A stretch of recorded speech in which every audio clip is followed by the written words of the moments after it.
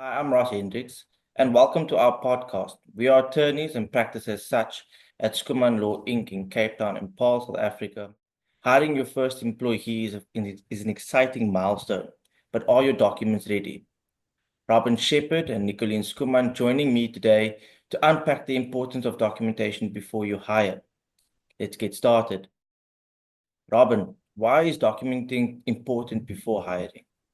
Thank you so much for the question, Ross. Employment contracts and workplace policies really set the tone for accountability as well as for compliance within the company.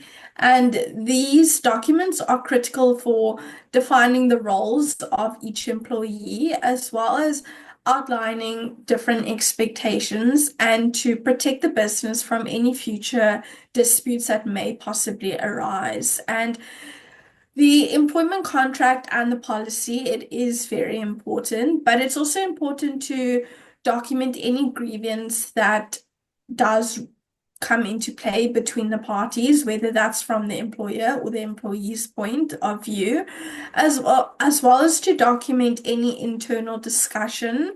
And this is to ensure that both parties have something documented if any dispute is to go to a different forum, for example, the CCMA or a bargaining council. So again, as I've highlighted, it is really important to have these documents which set out a defining role for an individual as well as their expectations. It also helps the employee know what it is specifically that they're needing to do when executing their role in the business. Nicolene, can you possibly share an example of what happens when documentation isn't in place? Thank you, Robyn. I think we see this as a almost daily occurrence in our business and in terms of the clients that we serve. The fact is that if we only rely on verbal communications, it's human nature to become forgetful of what we discussed and what we agreed and what the specifics really looked at, maybe weeks later, months, or even years down the line. So documenting is much broader than just saying, hey, you need an employment contract and a decent set of workplace policies. Those are absolutely important and they have to be supported by the legislation. And the legislation does give us a good sense of direction in terms of what the minimum standards are and what is expected from a broader perspective. But going down to the operational detail and the day-to-day, it becomes very difficult, and not because of inherent malice or distrust between the parties, but simply from a practical human perspective, that if we don't document, then we forget or we become confused later down the line. And more importantly, it becomes an impossible situation from an accountability point of view and from measuring whether we are progressing. And of course, here we are talking about performance management, appraisals, and that sort of thing. But also, are we growing? Are we learning? Are we improving? And ultimately, that is really what allows a team member to stay relevant, to feel purposeful. And if those things are lacking because we're not putting them to paper, I think it has a much bigger, deeper backlash. And therefore, it's absolutely critically important. But of course, not to look at or not to forget about the blind spots. Ross, compliance is a big topic and often seen as a very expensive exercise.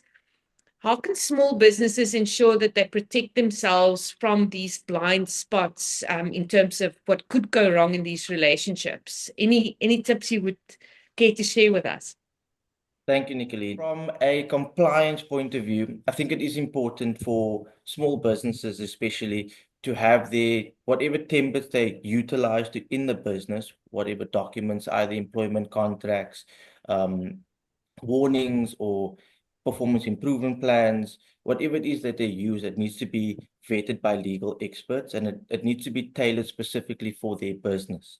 I do believe that in terms of operations, whoever it is that is handling the administrative end of things, they need to have the sufficient training, and that training should be provided by legal experts to ensure that they are in compliance with the necessary labor laws as well as the basic conditions of employment. This way, it will ensure that a proper process is followed, because 9 times out of 10, the reason these small businesses end up at the CCMA or at the labor court is as a result of either a procedural deficiency, so they lack the necessary knowledge in order to act out something procedurally correct, or there is no substantive reason, so that they lack the understanding as to what constitutes misconduct in the workplace. I think it's important for them to have an understanding to ensure that they are in compliance with all the rules and regulations set out in South Africa in order to protect their business interests.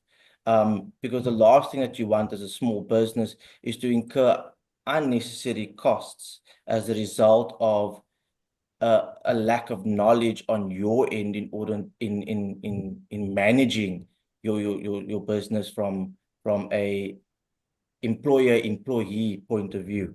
I think it's always important for each and every individual or management to have the necessary skill set to essentially assist them, and where small businesses either have received the sufficient training that they believe that they've received, but still lack some sort of knowledge, or they need a specific set of or assistance for a unique matter, they should always seek the assistance of a legal expert to ensure that. And I mean, obviously, when you're dealing with employment contracts, I do believe that they should always have those contracts vetted by legal experts. I mean, you need to protect your business. You need to include clauses such as a non-compete clause, a confidentiality clause, all those things in order to protect your business, because at the end of the day, you don't want an employee leaving and taking your clients from you. Those are things that you don't want. You want confidentiality in that whatever trade secrets were given out in the business, because small businesses are small businesses. They start out small. The relationships are quite tight. It's a small business, and the relationships between employee and employee are one where certain training skills and knowledge can be given to others, but a small business needs to protect themselves in how that information be given out to anyone. So I think just from that side, I think it would be important for small businesses to always, I'll always encourage small businesses, no matter how big or small the task is, to always engage with a legal expert to protect themselves. But thank you for joining us, guys. Please like, share, and comment in the box below. Should you have any questions, please feel free to let us have them, and please join us on our next episode. Thank you.